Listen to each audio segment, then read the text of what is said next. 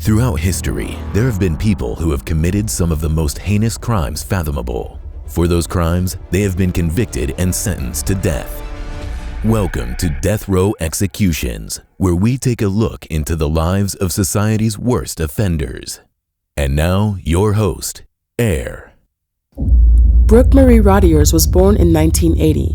It has been documented that growing up, she was sexually assaulted and had a rough life in Riverside County, California.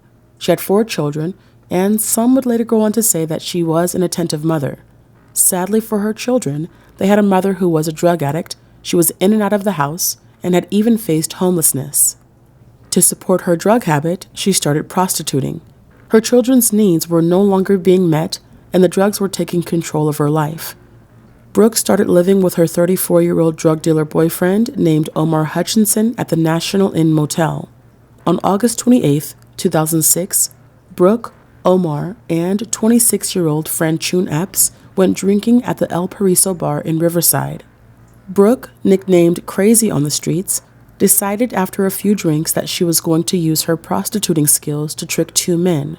6-foot, 200-pound Brooke had no fears walking up to 5'2", 175-pound, 28-year-old Milton Chavez and his 22-year-old buddy Marvin Gabriel.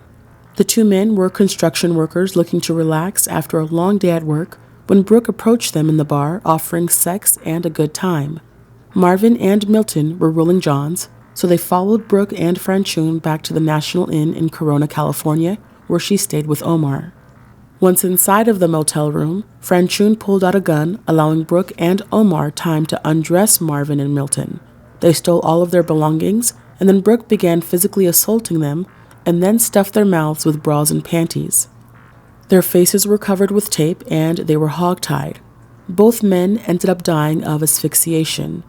Their bodies were then wrapped in motel bed sheets, and the trio carried them to the trunk of a car that Brooke drove to Gavilan Hills.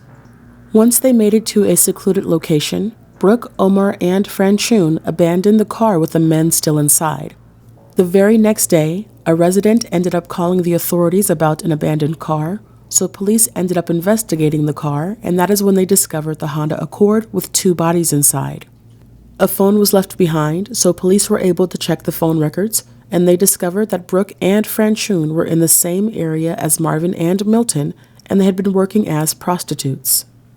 Investigators made their way to the National Inn Motel in Corona, and they found out from the motel manager that Brooke and Omar had just recently been evicted from room 114 after the cleaning crew informed him that blankets and sheets were missing and the power cords had been removed from 2 vacuum cleaners. He said that on August 28, 2006, between 8 and 8:30 a.m., Brooke borrowed the motel dolly to move items out of room 114, and a car had been backed into the garage. Investigators were then able to speak with a Scott Williams. He told them that he was released from prison on August 29, 2006, and was picked up by the mother of his son, Christy Day. He claimed that Christy was a recovering meth and heroin addict, and she took him to the National Inn Motel where she lived. He said that the National Inn was a rough motel where parolees, prostitutes, and druggies lived. He also admitted to knowing Brooke and Omar. He had been assigned to room 114, but the bed had been stripped of bed linens and were not yet replaced, even though he was the new tenant in that room. The 2 homicide detectives came to talk to him soon after he was actually given the key to room 114. Investigators also found out that Omar had sold some meth to Christy. Christy claimed that she did not know Omar was Brooke's pimp, but she did know that Brooke was a prostitute. She claimed that Brooke confided in her and told her that she was going to rob a couple of Johns instead of quote-unquote doing the date. I previously mentioned that the father of Christy's child, Scott Williams, told detectives that Christy was a recovering addict. She wasn't recovering, but actively using, and she went out to use drugs when she left her child in Brooke's hotel room. She claimed that it was around 10 o'clock p.m. when she went to room 114 to look for her child, but when Brooke answered the door, she saw 2 Hispanic men in the room with her instead. A couple of days later, on August 29, 2006, Brooke went to Christy's motel room, woke her up, and told her that she did something she wasn't proud of. She admitted to Christy that she picked up 2 men in Riverside, brought them back to her room to do a date, and Omar then came into the room catching her in the act of having sex with one of them. Brooke claimed that Omar said, "You say you're so bad, let's see what you got," or "Let's see what you're going to do now." Brooke told Christy that she ended up restraining the men with whatever she could find, and she quote-unquote kind of liked it. She then admitted to assaulting the men and then taking them to Lake Matthews. Christy also overheard Brooke talking loud with Omar on her Nextel phone, saying something about DNA and Omar being weak. She heard Brooke telling him she would do the same thing to him as she did to those two mother she killed. That is when she saw the manager kick Brooke out of the motel. A man by the name of Richard Stornetta was also released from prison the same day as Scott Williams, and he too was picked up by Christy, who took him to the National Inn. He was able to look inside of room 114, and he described it as torn up and stripped. He claimed that a woman named Crazy came into the room when Scott was inside, and she was yelling at someone on the phone, calling them a weak piece of shit who could not even help her pick up one of them. He heard her talking about DNA all over the room and mentioning something about a dolly cart. After that line, Scott kicked Brooke out of his room. Yvette Meek was said to have been a recovering drug addict. She told detectives that Brooke communicated with her that she would pick up guys pretending to be a prostitute, and then she would rob them without going through with the sexual act. Brooke, Omar, and Franchune were all arrested and charged with double murder. Every witness that spoke with detectives agreed to testify against Brooke during trial, so evidence was stacked against her. When trial began, Franchune testified. She claimed that she met Brooke and Omar through her ex-boyfriend Evans a couple of months before the murders.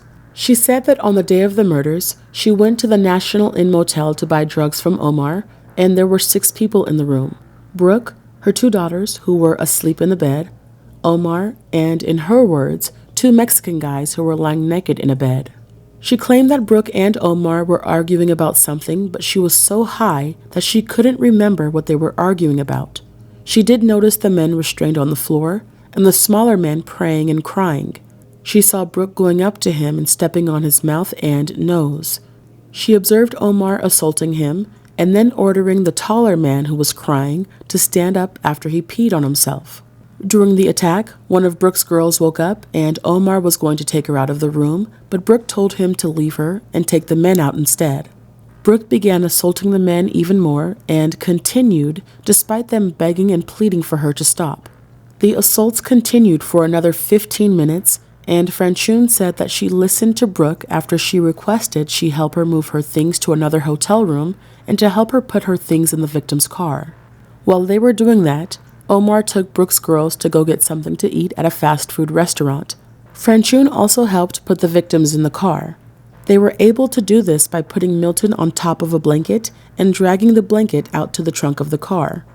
They were able to get Milton into the car, but Marvin was too heavy for them, so they asked the manager for a dolly. By this time, Omar had returned with the girls, so she was holding them while Brooke and Omar put Marvin onto the dolly and then into the trunk. They disposed of the bodies near Lake Matthews in the mountains, but on the way back, their car got stuck in sand, so Franchune called for a tow truck. She claimed that they didn't have any money, so Brooke had to sleep with a couple of Johns. The Johns ended up paying her $150 for her services. Brooke ended up leaving in a cab by herself, though. Franchune said that she never participated in the actual killings.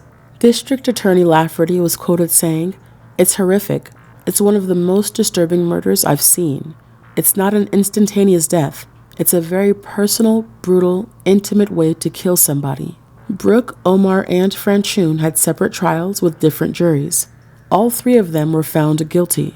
Franchune was sentenced to life in prison without parole, and Omar was sentenced to life without parole as well. On October 22, 2010, Brooke was sentenced to death for double murder and robbery. Thank you all for watching another episode of Death Row Executions. Let me know what you guys think of this story in the comments below.